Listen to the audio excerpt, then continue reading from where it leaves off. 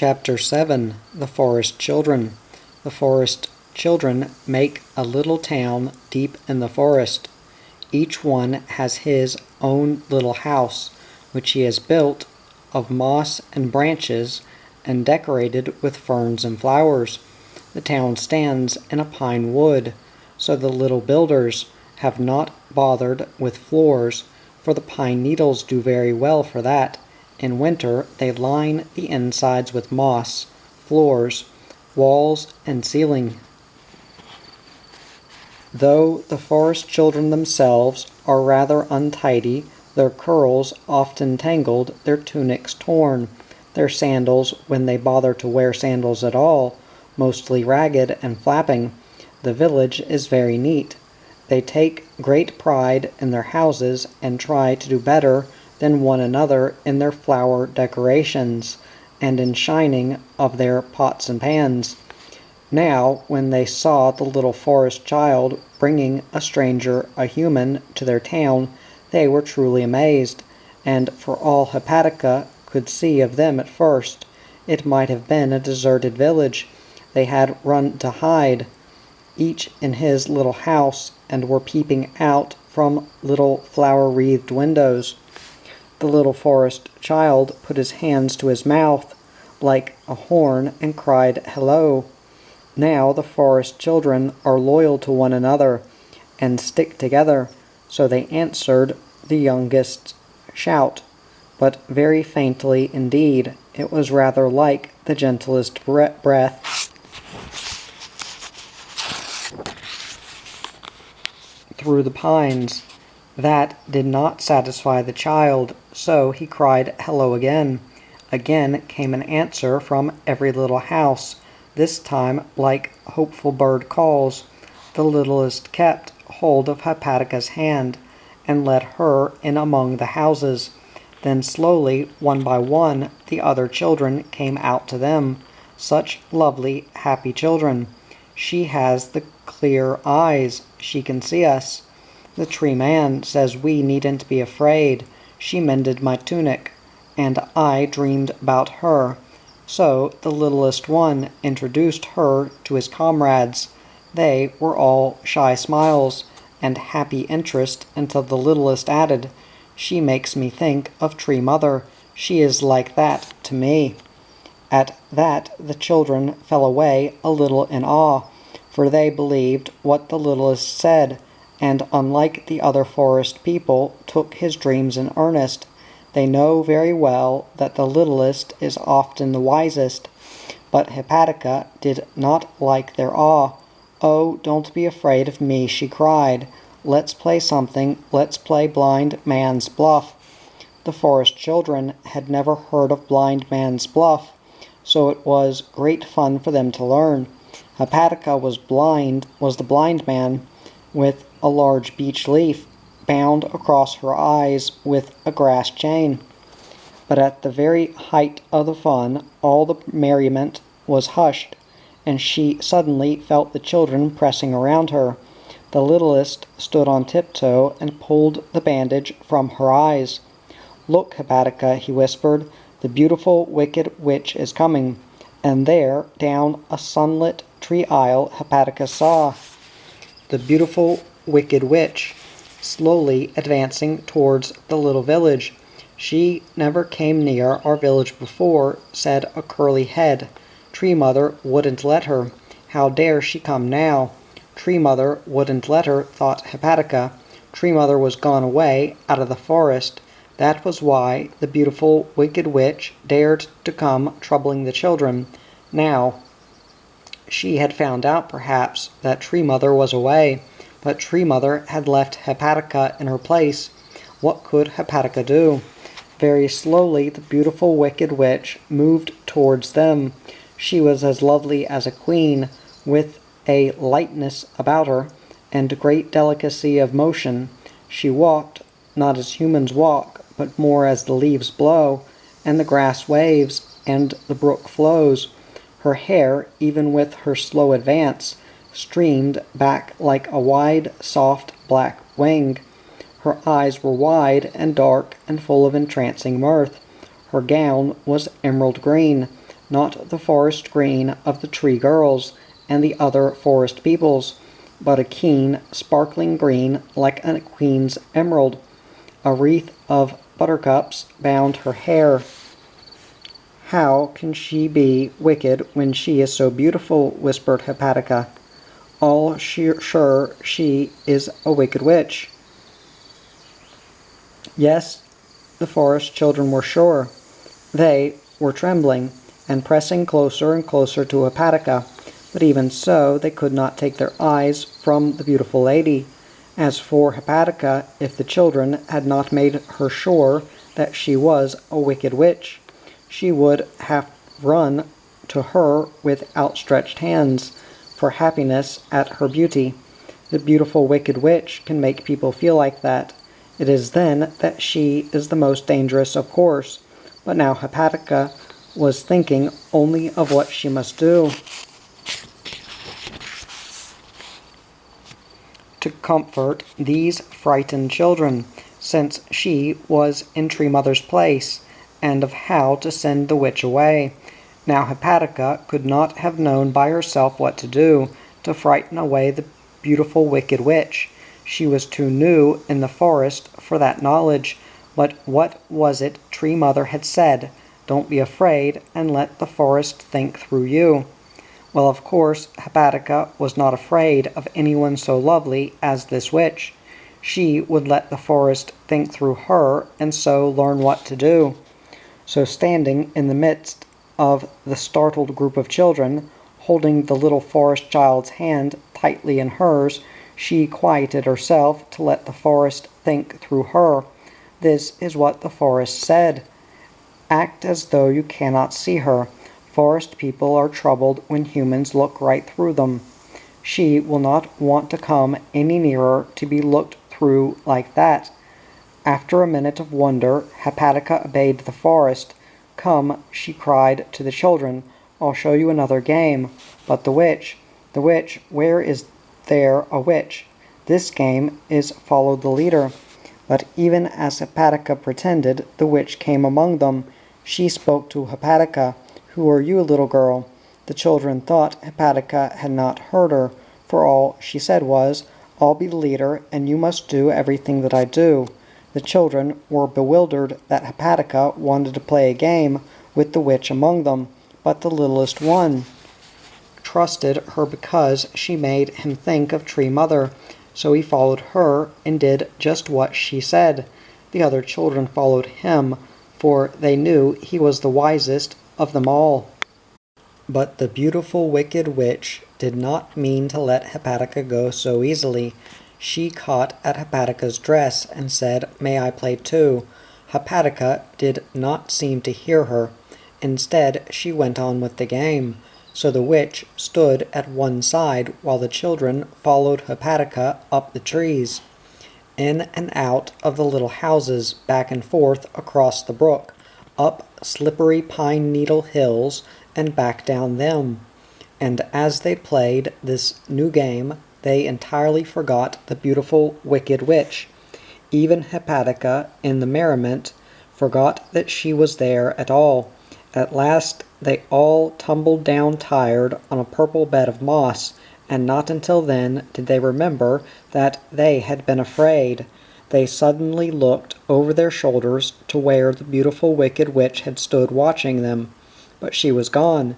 There was no sign of her anywhere about the village.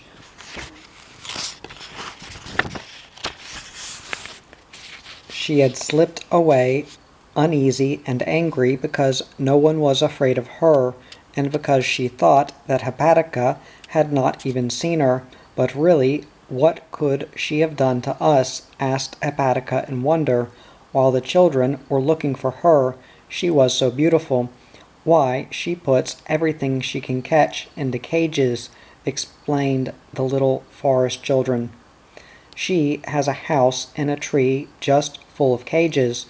Once long ago she promised to tell a forest child a story if he would go into her house.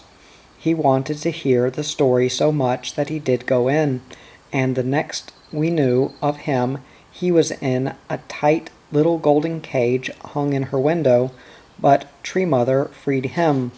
Forest people always get into trouble when the witch comes around, he added. She likes unhappiness. She looked happy enough, wondered Hepatica. That was because we were all looking so unhappy, said the forest children. Well, she is gone now. Let's forget her, laughed Hepatica. You are like Tree Mother, said the littlest forest child softly, and the others agreed, all staring at her round-eyed. That night, when Hepatica groped her way in the dusk to Tree Mother's stairs, she was very, very happy, for she had truly done what Tree Mother had meant her to do. She had helped some of her forest people. Chapter 8. Wind in the Treetops. There was no moon that night, but Hepatica had no thought of fear as she sprang from the topmost bough up into the tree house. She found the bed in the dark and was fast asleep at once, well snuggled down under the blue robe, for it was a cool night. When morning woke her, the tree house was tossing like a ship at sea in a big cool wind. She jumped up and ran to the window. It was early purple morning. Beneath her the treetops tossed like rippling waves, as far as her eyes could see. The wind blew her cloudy hair straight out from her head, and chilled her through and through, but she hardly noticed that, for it was so wonderful to be up here high and alone, leaning out over the forest. She got into her frock quickly and jumped happily over the windowsill. The arms of the great beech caught her gently, and she stood swaying but sure of herself in the windy branches. This morning she did not start to climb down at once. Instead, she stayed holding onto the leafy boughs, swinging back and forth in the big wind as in a swing. Suddenly she heard high, windy laughter. Turning toward the sound, she caught sight of purple figures running over the treetops a long way off. At first she thought that she was seeing the wind itself, but as the figures came rapidly nearer and nearer, she realized that it was Cloud and his companions racing along over the treetops. Cloud was the first to spy Hepatica in that high place. "Come on," he cried, and held out his hands to her. Hepatica jumped, laughing, to the nearest treetop. She did not need Cloud's hands to steady her. The other wind creatures could hardly believe their eyes. Here was a little human in the top of the forest trees, the home of the wind creatures themselves, and Cloud, for his part, would not let them see his own surprise. He did not want his companions to guess that he himself had not known entirely what kind of little girl Hepatica was. "Come with us, we found a splendid slide," he cried, invitingly. Cloud took one of her hands, and Wild Star, another wind creature, took the other. All holding hands, they started off across the treetops at a great speed. Hepatica remembered yesterday's lesson about letting go, so she had no trouble at all in keeping up with them. On they sped, their toes hardly touching the singing, rustling, blowing treetops. Very soon they came to where the forest opened into a large hay field. Hepatica thought for a minute that they were going to run right off into clear air and go tumbling to the ground, for the wind creatures never slackened speed as they neared the edge. "Slide!" cried Cloud, and they threw themselves backward, dragging Hepatica with them, and went sliding down the sloping sides of a white birch tree. The branches dipped all the way to the ground under their rushing weight. Hepatica found herself sprawling with her new comrades, laughing in the deep grass, and right there at hand was a breakfast of strawberries for her. "Well, she's still a human," laughed one of the wind creatures. "She has to eat, but you wouldn't know it the way she kept up with us. Weren't you afraid, human, at all?" "Don't call her human," Cloud commanded quickly. "Her name is Hepatica, and she's not afraid of anything." Hepatica, grateful to him, held out a palm full of strawberries. He shook his head but smiled. He told her that unlike many forest people, wind creatures do not need to eat, or rather that the air and the salt spray, the colors of the morning, and the smell of growing things is food enough for them. "And some day," he said, "it will be only sunshine that we need. Tree Mother lives on sunshine, and so will we all sometime," she says. "Well, I feel as though I could begin living on sunshine now," laughed Hepatica. "I wouldn't try to be like Tree Mother yet," warned Cloud. "That will take you a long, long time, and you haven't even seen her." "I haven't said I haven't seen her," Hepatica was surprised into saying. "Well, have you?" "Oh, yes," but Cloud at that put his hand over her mouth. "Speak truth in the forest," he whispered, so that the others could not hear. "Your eyes are clear, little human, but not clear enough to see her who lives in the sunshine." In spite of Cloud's rather scornful words, Hepatica kept her promise to Tree Mother. She shut her lips tight and kept her eyes clear of tears. She was happy again in a minute when Cloud flashed his purple smile at her and said, "Hepatica's it." "Hooray!" cried the others. They ran away over the tall grass and suddenly plunged into it as you plunge into water at the seashore, and were out of Hepatica's sight. Hepatica knew how to play hide-and-seek, and now she went seeking them through the grass and crimson clover, fragrant bedstraw, and daisies. They were well hidden on the ground, the grass completely covering them. But in the end she found them all, and then it was someone else's turn to be it, and she ran away to hide. "Come," Cloud whispered, and instead of hiding in the long grass they ran back into the forest. Once well inside, where the wind creature, who was it, could not see them, they climbed a tall old pine tree to the very top, and were off again over the forest roof. When they came to the giant beech of Tree Mother's stair, though Cloud, of course, did not know that Tree Mother's stair is there, they turned and went flying back to the slide. "Whoop! Look out below!" they called as they went shooting down the side of the white birch and landed in the deep grass. But not a wind creature was to be seen. They had given up the hunt for Cloud and Hepatica, and gone off to play somewhere else. Someone else was in the hayfield, however. It was a very red-faced, angry farmer. He could not see Cloud, of course, but he saw Hepatica well enough. And almost before she had scrambled up to her feet, he had her roughly by the shoulder. "What are you doing here, young one?" he exclaimed angrily. "How dare you go trampling my good hay all down? You just come along with me now. I'll teach you to go floundering around in a hayfield again. Where are you from, anyhow?" "From the treetops," Hepatica answered, as well as she could for the rough shaking she was getting. The farmer stopped shaking her, but still kept his hand on her. "From where? Where did you say?" he asked even more angrily than at first. "From the treetops." "That settles it. You're a little liar, as well as a trespasser. Come along." And the angry farmer went striding off through the grass, dragging Hepatica with him. What could Cloud do to help his little comrade now? Nothing, for the farmer could neither see nor hear a wind creature, even if Cloud should try to snatch Hepatica away from him. Hepatica marched along with her head high, but her cheeks burning.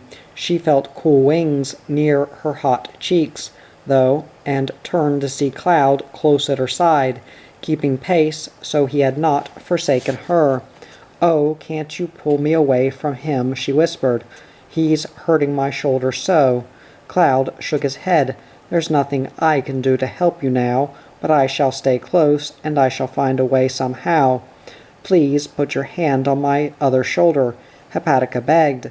"Then maybe the one he's got won't hurt so much." "What nonsense you're talking," muttered the farmer, who had heard her whispers. "Are you pretending there's someone else here?" Hepatica was silent then, but the farmer's hand did not hurt her shoulder half so much, now that Cloud's hand was on her other shoulder. He kept it there all the way across the field to the big red barn, but he walked with hanging head, for he was ashamed and sorry not to be helping Hepatica more. In the red barn, the farmer hurried her up some high, steep stairs to the empty hayloft. There, after one more rough shaking, he let her go. "Don't you know that it spoils hay to go tumbling around in it?" he cried. "And that good hay brings in good money." Hepatica shook her head. "Speak up," said the farmer. "Say, didn't you know?" "No, I didn't know. I wouldn't have done it if I had known." "That's lie number 2. You're from the Treetops, and you didn't know you was spoiling the hay." He was very red in the face with anger. "I'd like to know where you're from," he went on. "I've never seen ya hereabouts before. Come now, out with it. Whose brat are ya?" Hepatica shook her head.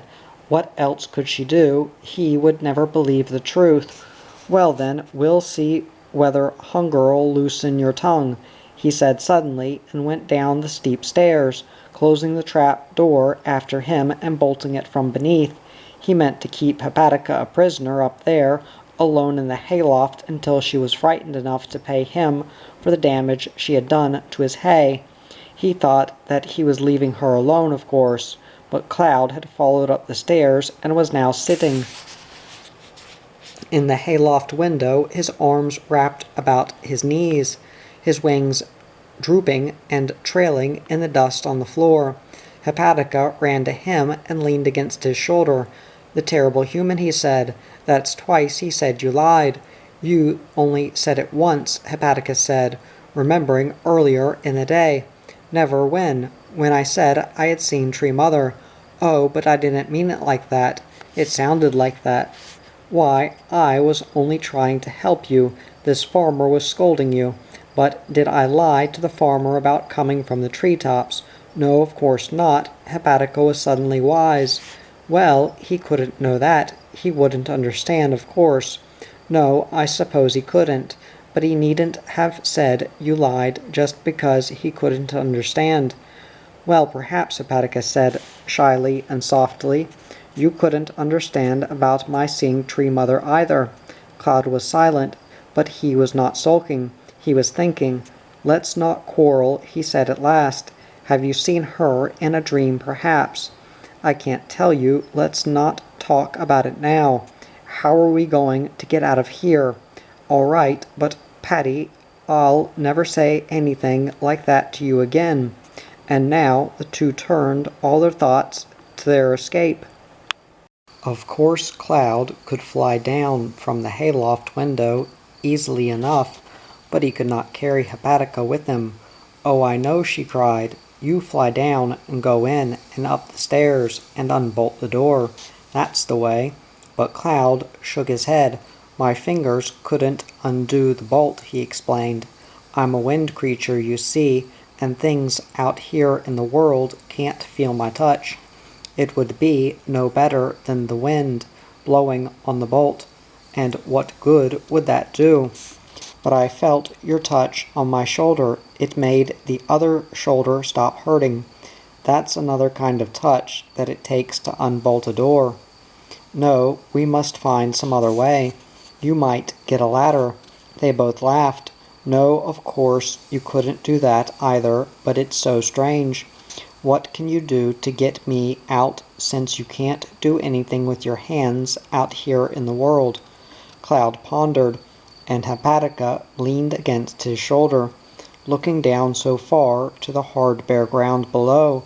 She could never jump. Oh, if Tree Mother were only here now, sighed Cloud. If you were only one of the forest people, Hepatica, she would surely be coming to help us this minute.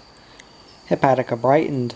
If she was in Tree Mother's place, well, she must help herself, just as Tree Mother would. That was all. She looked out towards the far green wall of the forest. Could the forest think through her when she was so far away? And a prisoner. She would try. She hid her face against Cloud's shoulder. He thought she was crying, but he knew better. Almost at once, for suddenly she lifted eyes clearer than ever, and happily shouted, "I know the way." "Do you?" Cloud sounded a little doubtful. "Why, yes, you must take a message." "A message to whom?" To the cross farmer." "What kind of a message?" "Just this. Don't keep that little girl locked up in your barn. She didn't know she was hurting your hay. Let her go." "Yes. Why, that sounds just like a Tree Mother message." "Does it?" Hepatica's face shone. Cloud ought to know what he was saying, she thought, for was he not Tree Mother's own messenger? But Cloud was looking at her doubtfully again. "I've never carried messages for anyone but Tree Mother," he said, but in a moment his face lightened. "This sounds so like hers that I think I can make him hear it all right. Not the exact words, perhaps, but the idea." He was away out of the window on his purple wings. In a minute Hepatica waited. Cloud soon found the farmer cutting the grass in the very place where he had caught Hepatica. He alighted close at the farmer's side, and standing on tiptoe whispered Hepatica's message into his ear. For a while the farmer mowed on, never hearing at all, but Cloud kept close to his side, saying it over and over. At last the farmer held his scythe poised for a minute, and bent his head almost as though he were listening, and then he spoke out loud as though answering, "Oh well, it's almost no grass spoilt anyhow."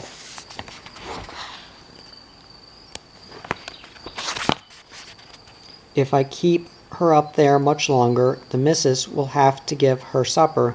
Guess I'd better let her go and save us that." He laid down his scythe and started off slowly towards the barn.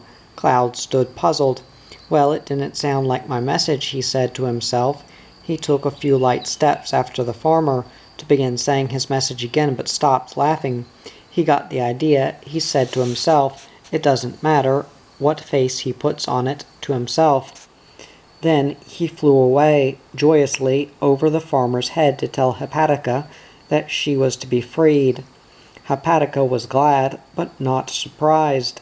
You see, she had learned to trust the thoughts of the ancient forest.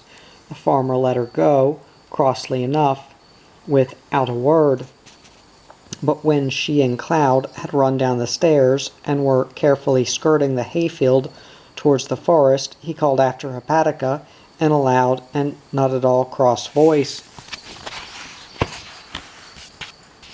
"Hey there, young one, better stop back at the farmhouse for a slice of bread.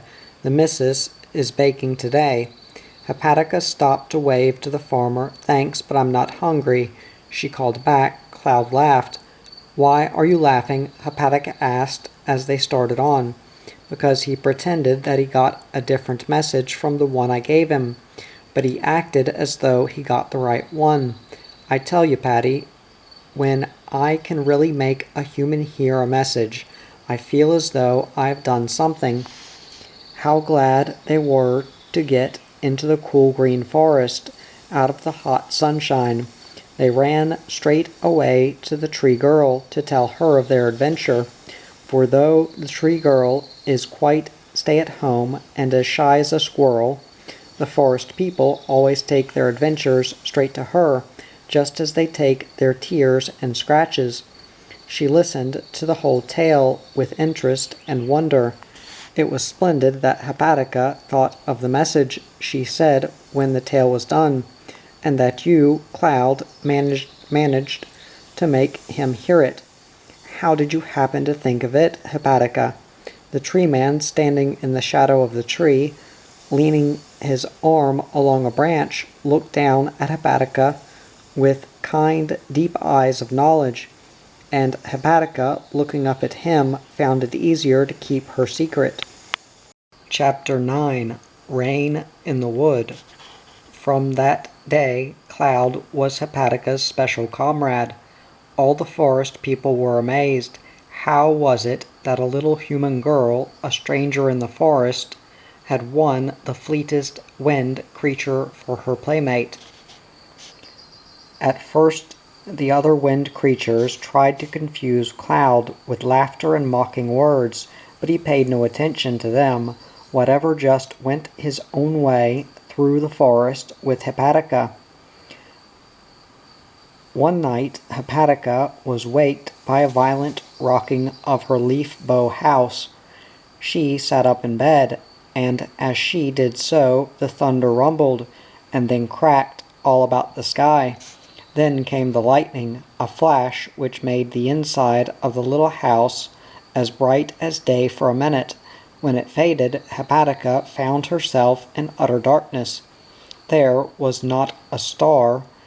The night was like black velvet, but a velvet billowing with wind and rain. A gust of rain through the sky window found her face and drenched her hair. So she got out in the cold, windy darkness and moved the low bed away from under the sky window. In doing that, she had to bring it very near to one of the windows in the wall, but the wind was driving from the other side, and so she found herself much drier. She closed her eyes, but she could not go back to sleep. She was not exactly afraid. She had promised Tree Mother that she would not be afraid, and she was keeping that promise. But she was very, very lonely. Why, it is almost as lonely as it was out in the world, she said to herself. Oh, if only Tree Mother were here now, lying beside her as she lay that first night. But Tree Mother was not there. She was far, far away at the other side of the world, and she had expected Hepatica to be brave without her. Well, Hepatica would try. She pushed back the blue robe the next time the lightning flashed, and sat up in bed, her eyes wide open, and now she learned again that it is always best to keep one's eyes wide and clear, for the lightning had shown her that she was close to the window, and she had looked right down into the top of the great beech tree, and in the topmost branch Cloud lay asleep. He was lying very comfortably, his arms folded above his head, his face upturned to the lightning and gusty rain.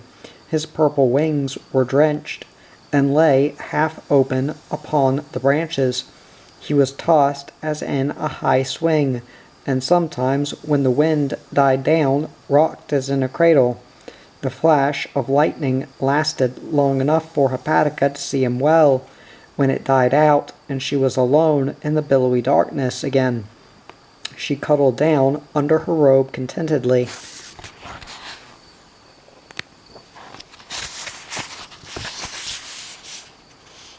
She was lonely no longer. Now she liked the way the leaf bow house rocked and tossed. She liked even the sharp lightning piercing the dark. She closed her eyes and rested.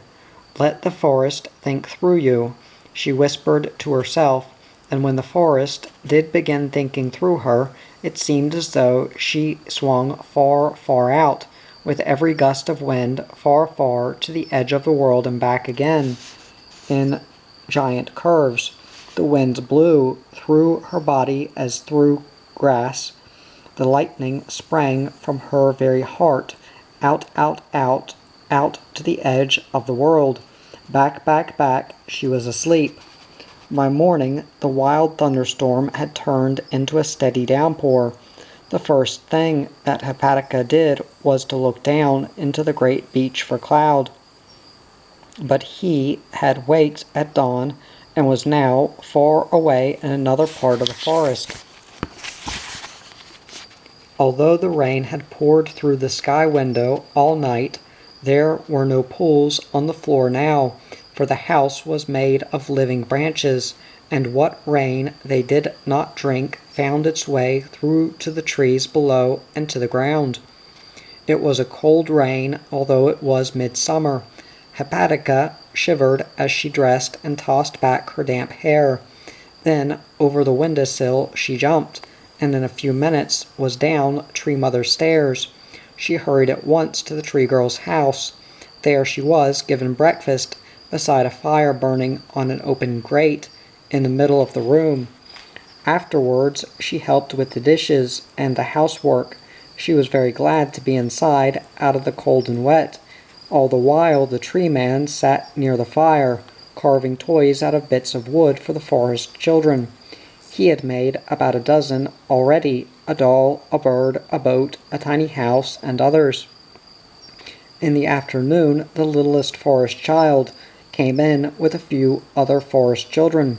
Then the Tree Man told them stories while they sat in a circle around the friendly fire. The Tree Girl brought her pretty sewing basket and an armful of mending, and sat cross-legged on the floor beside Hepatica. Just when the Tree Man came to the middle and best part of the story, a story about Tree Mother and a lost bird, Cloud tapped on the window. "Come on out, Patty," he called. "I'm having a splendid time in the rain." "Oh, come in," answered Hepatica, running to the window. "The Tree Man is telling us the best story." But Cloud shook his head, which was all a sparkle with raindrops. "What, sit by an old fire with the forest in full of wind and rain?" "Not I. Come on, Patty." Hepatica wavered. It was so warm and cozy there inside the tree house. The littlest forest child had followed her to the window and was pulling at her hand. "Oh, stay with us, Hepatica," he was whispering. "Goodbye, then," called Cloud, a little vexed. "Hug the old fire if you like," and he was gone. "Wait, wait, please wait, I'm coming," Hepatica called after him. She heard him laugh, so she knew that he had heard. "I'm sorry that I can't hear the rest of the story now," she said politely to the Tree Man. "But I promised Cloud yesterday to play with him today, only I didn't think he'd want to play in the rain." "All right, Hepatica," said the Tree Man kindly. "Run along with your playfellow. I'll finish the story for you another day. But Hepatica," the Tree Girl called after her, "better come back here to sleep tonight. A treetop must be a wild place in weather like this." The wind banged the door shut behind Hepatica before she could answer. But where was Cloud? Silver sheets of rain swept through the trees. There she caught the color of his purple wings through the wet. She ran after him, but he hid behind another cloud of rain. She laughed and followed. She was drenched now, hair, frock, face, but still she followed. Sometimes she almost caught him, and then he would laugh and speed away to hide behind more mist and rain. At last she did catch him by one tip of a trailing wing, and he stood still so as to not lose a feather. But he reached up and shook a shower of silvery rain down on her head from a low branch. So, still holding to his wing, she bent to the brook at their feet and gathered a cupped handful of water to fling in his face. She never flung it, though, for she heard a step in the forest, and in her curiosity to see who it could be, she let the water trickle through her fingers. Cloud heard the step too. The two children stood breathless and listening. Cloud still firmly held by the tip of one wing. They turned their heads just in time to see a tall boy come out through the firs behind them and stand thinking, looking ahead into the forest. It was the young schoolteacher. Hepatica knew him at once by his blown yellow curls, the somber sea-blue eyes, the restless toss of his head. He saw Hepatica, but not the wind creature. He looked puzzled by her raised arm, and so she dropped it, letting Cloud go free. But Cloud did not run away. Ordinarily, he did not bother much about humans, but Tree Mother had sent a message to this human, so he must be worth looking at least. The boy spoke. "Hello, little girl, so you weren't a dream after all, or were you?" Hepatica just stared. The boy stayed and stared at her too, getting more puzzled every minute. "What are you doing here alone, so far away from anybody? Are you lost?" Hepatica shook her head. "No, I live here." "In the forest?" "Yes, in the forest alone." Then the boy looked at her harder than ever. "You are a fairy then, and I am dreaming." Hepatica was silent, and truly she did look very like a fairy in her drenched sky-blue dress, with her cloudy, rain-jeweled hair.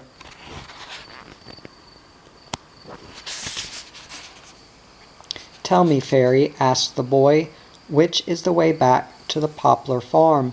I am lost in my dream, you see." "Oh, Tree Mother never meant him to go back," Cloud cried. "She wouldn't have bothered with him at all if she had known he was that kind of human. Oh, what a fool he is!" How could the boy help hearing those clear, scornful words? But he did not hear them or even guess that a wind creature was there. Tree Mother never meant him to go back. These words were enough for Hepatica. She was in Tree Mother's place. She must do as Tree Mother would do if she were here, and keep this boy from going back to the poplar farm and the little red schoolhouse. Tree Mother had meant him to go on. Hadn't she promised him splendid things in a far country? "I don't know the way back to that farm and the little red schoolhouse," Hepatica said honestly enough, "but if you follow the brook straight ahead, I know that it will lead you out of the forest on the other side." "Would you go on if you were I?" asked the boy thoughtfully. "Oh, but of course I would, when Tree Mother had told me to." He seemed relieved. "Very well then," he said, "I'll just follow this brook. It hardly matters since I'm only dreaming anyway." He shouldered his bundle more securely, and with head high and eyes wide open, gazing expectantly through the rain, he started off and followed the brook that was to lead him through the forest to the world on the other side. The children watched him out of sight. "You're a regular little Tree Mother, aren't you?" Cloud said, wonderingly. He was not mocking, though. He was praising. Now the children shook the rain sparkles from their hair, jumped over the brook, and spent the afternoon frolicking with the rain and the wind. At dusk, however, Hepatica lost Cloud for good in the mist, and gave up looking for him. She ran through the darkening forest and battled her way up the rocking limbs of the great beech to the leaf-bow house. Cold and wet, she felt around until she found the low bed and the robe. She did not even stop to get out of her wet frock, but crawled in under the robe and drew it up to her chin just as she was. Now, that blue robe was not made of everyday cloth. In fact, it was probably not made of cloth at all. It was as comforting as sunshine and as light and soft as a summer breeze. Hepatica was warm and dry almost at once, and now how could she be lonely? The ancient wise forest was all about her, rocking her in its very arms. Hepatica soon slept as though blanketed in the warm blue summer sky. Let the wind shake the leaf-bow house. Let the rain drive. Hepatica never wakened to hear.